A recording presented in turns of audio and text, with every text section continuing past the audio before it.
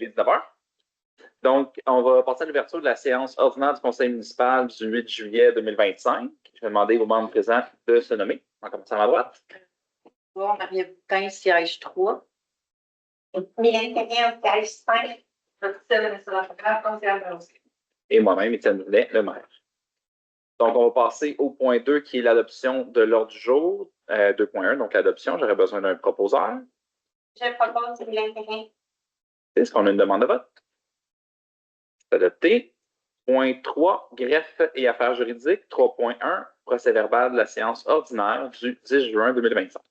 Je propose, Marie-Ève Boutin, d'adopter le procès-verbal de la séance ordinaire du 10 juin. On l'a lu, tout était conforme à la séance qui s'est déroulée, donc je propose d'accepter. Merci. Est-ce qu'on a une demande de vote? C'est adopté. 3.2, avis de motion, projet de règlement numéro SE-906 relatif à l'utilisation de l'eau potable. C'est un avis de motion, ça veut dire qu'on va modifier le règlement et l'adopter prochainement concernant l'utilisation de l'eau potable. Donc, je propose l'avis de motion sur le règlement SE-906. Est-ce qu'on a une demande de vote? C'est adopté. 3.3, avis de motion, projet de règlement numéro TR-701 relatif au branchement et rejet au réseau d'aqueduc et d'égouts municipal. Donc, je donne l'avis de motion qu'à une prochaine séance sera soumis pour adoption le règlement numéro TR-701 relatif au branchement et au rejet du réseau d'aqueduc et d'égouts. Donc, merci. Est-ce qu'on a une demande de vote? C'est adopté. 3.4, règlement numéro SE-905 imposant un moratoire relatif à certaines interventions susceptibles de créer des besoins excédant la capacité du système municipal d'alimentation en eau ou d'entraîner une insuffisance des ressources en eau. Long titre, essentiellement, comme vous le savez, on est déjà sous moratoire de construction résidentielle ici depuis 2021. Hier soir, on a tenu une séance publique là, pour informer la volonté du Conseil de procéder à certains allègements. Vous pourrez retourner en ligne, voir toutes les justifications, là, mais en bref, on a une nouvelle source d'eau, donc on a une nouvelle capacité et on voulait non seulement permettre à ceux et celles là, qui avaient un terrain loti avant l'entrée en vigueur du précédent moratoire, mais aussi alléger un peu le moratoire d'utilisation d'eau sur la population. Donc, comme on l'a dit, là, ceux qui veulent pourraient laver vos voitures, votre résidence. Il y a un peu plus il y a des plages horaires aussi pour l'arrosage de plantes et de nouvelles tourbes. Donc, on propose ce règlement ce soir. J'aurais besoin d'un proposeur.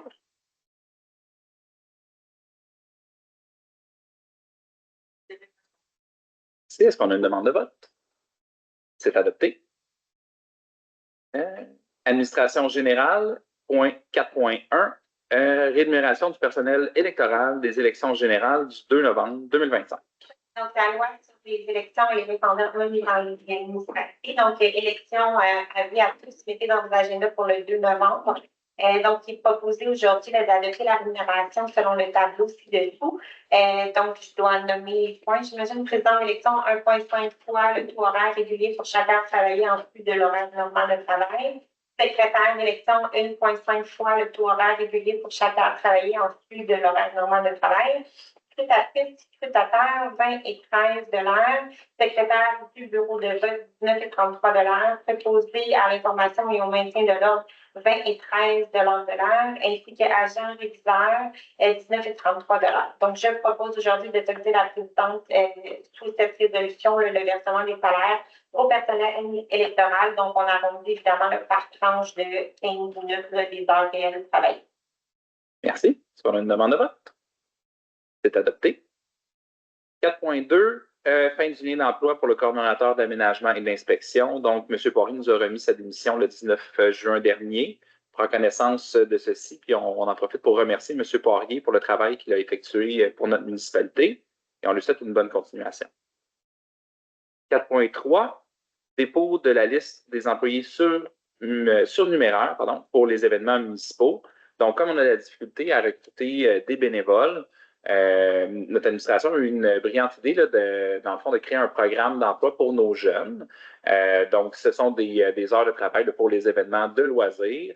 Le taux horaire est de 16 et 10 donc le salaire minimum. Et ça a porté fruit. Là, donc, dans le dernier événement, à la Saint-Jean-Baptiste, on a eu des jeunes là, qui sont venus, qui ont participé à la sécurité pour les modules gonflables et d'autres tâches autour là, de l'événement. Donc, ce soir, on dépose la liste là, des jeunes là, qui ont donné leur nom pour ceci. Point 5, finances et trésorerie. 5.1, les comptes à payer du mois de juin 2025.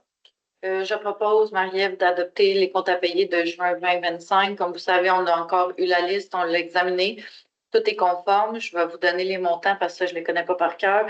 124 690,7, ça, c'est les dépenses pour le fonctionnement. 75 294,73, ça, c'est la masse salariale de tous les départements au complet. Et 241 854,95, ça, c'est des dépenses en investissement. Donc, je propose d'accepter les comptes à payer.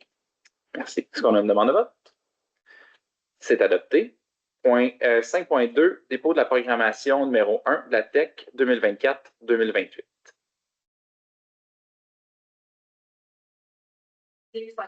Les modalités du kit qui s'appliquent à elle, à être la seule responsable et à dégager le gouvernement du Canada et le gouvernement du Québec de même qu'un ministre aux fonctionnaires, employés et mandataires de toute responsabilité quant aux réclamations, aux exigences, aux pertes, aux dommages et aux coûts de toutes sortes ayant conformément bien sûr infligé une personne des des dommages causés à des biens ou pertes de biens attribuables à un acte numérique ou négligent, découlant directement ou indirectement des investissements réalisés au moyen de l'aide financière obtenue dans le cadre du programme TEC 2024-2028, d'approuver le contenu et autoriser l'envoi au ministre des Affaires municipales et de l'Habitation de la programmation des travaux ci-joints et de tous les autres documents exigés par le ministère en vue de recevoir la contribution gouvernementale qui lui a été confirmée dans la lettre de la MRH.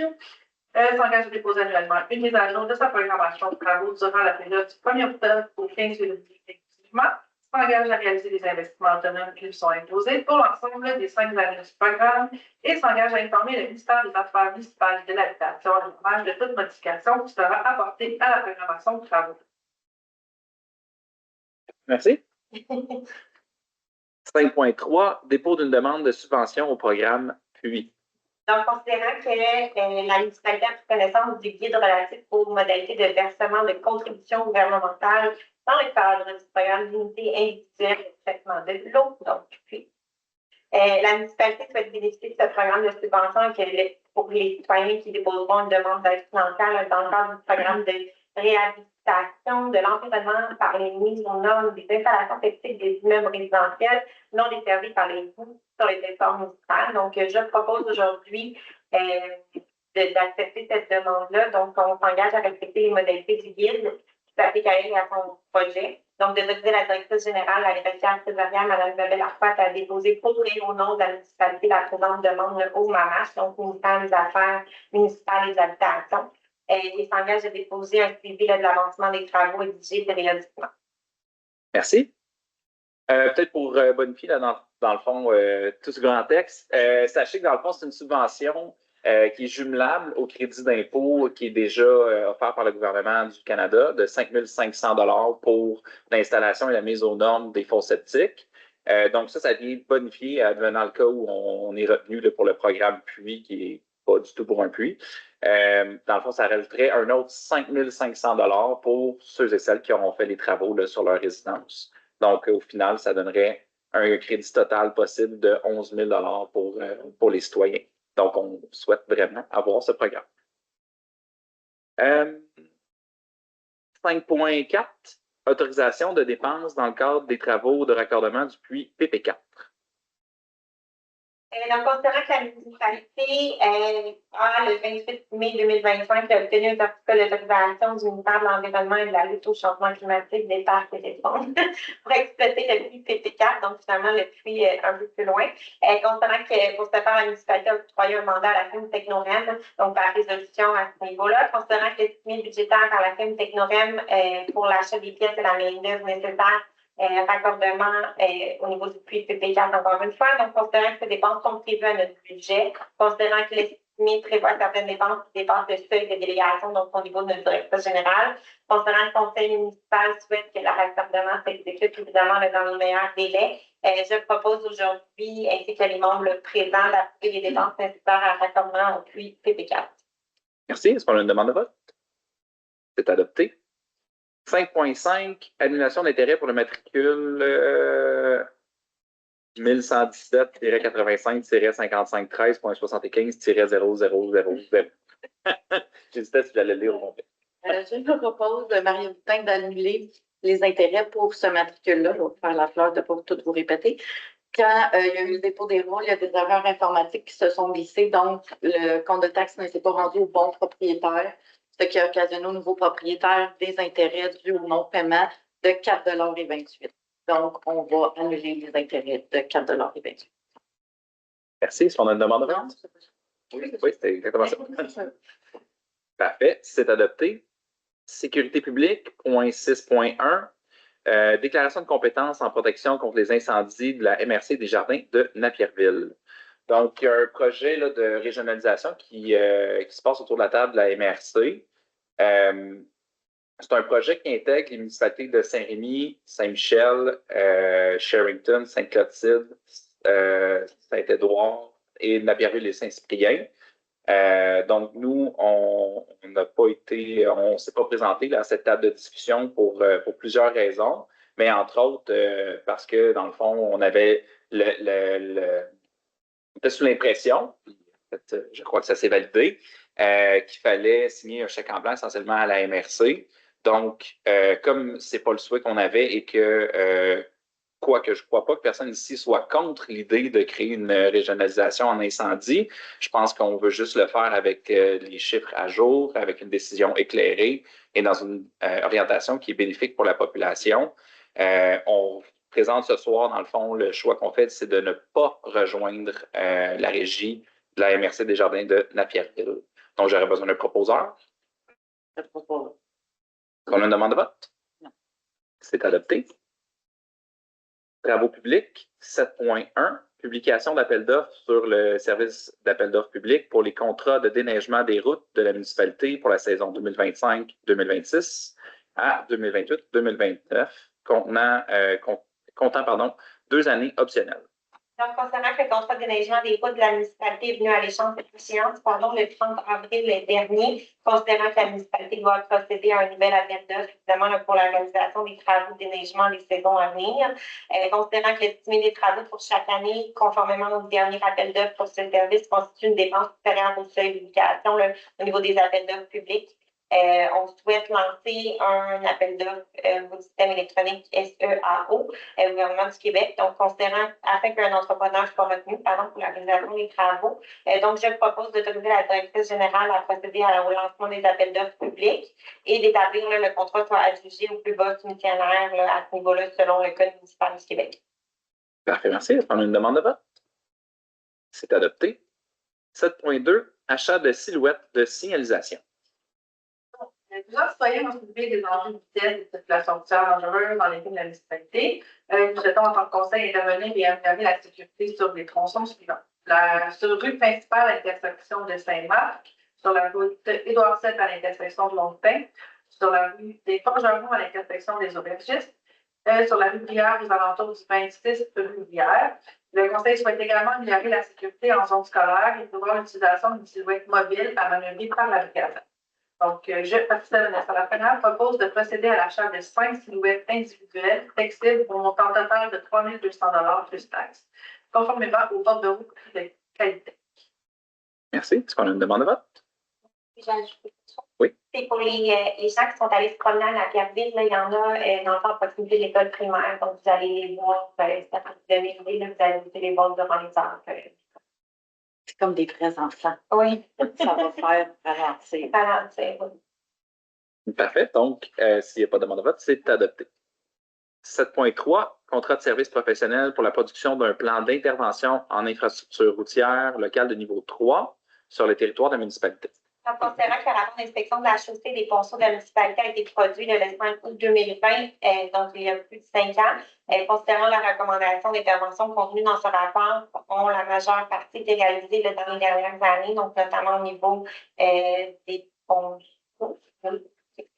Donc, considérant qu'il y a lieu de mettre à jour ce rapport d'inspection et d'avoir un portrait plus représentatif de l'état de nos infrastructures, qui est notre devoir en tant que municipalité, considérant que la MRC Desjardins n'a priorité à octroyer un contrat à la firme Maxime pour le plan d'intervention à ce niveau-là. Donc, considérant qu'il est prévu pour ce mandat d'un rapport d'inspection d'intervention locale, donc niveau 1 et 2 pour les municipalités, dont Saint-Jean-Préminaire. Donc, il y a eu un appel d'offres. Un appel de service pardon, de 10 900 $, plus taxe applicable pour l'application des travaux sur une distance de 7,8 km. Donc, je propose ce soir de signer ce document de réalisation. Parfait, oui. Est-ce qu'on a une demande de vote? C'est adopté. Aménagement et urbanisme, 8.1, contrat de service en urbanisme. Je propose, Marie-Ève, d'octroyer le contrat en service d'urbanisme. Comme M. le maire l'a dit plus tôt, notre coordonnateur a remis sa décision, donc le poste est vacant. On a procédé à un affichage. Les candidatures reçues, ça faisait pas. Là, il n'y avait pas les qualifications requises pour le poste. Donc, on est allé en sous-traitance. On a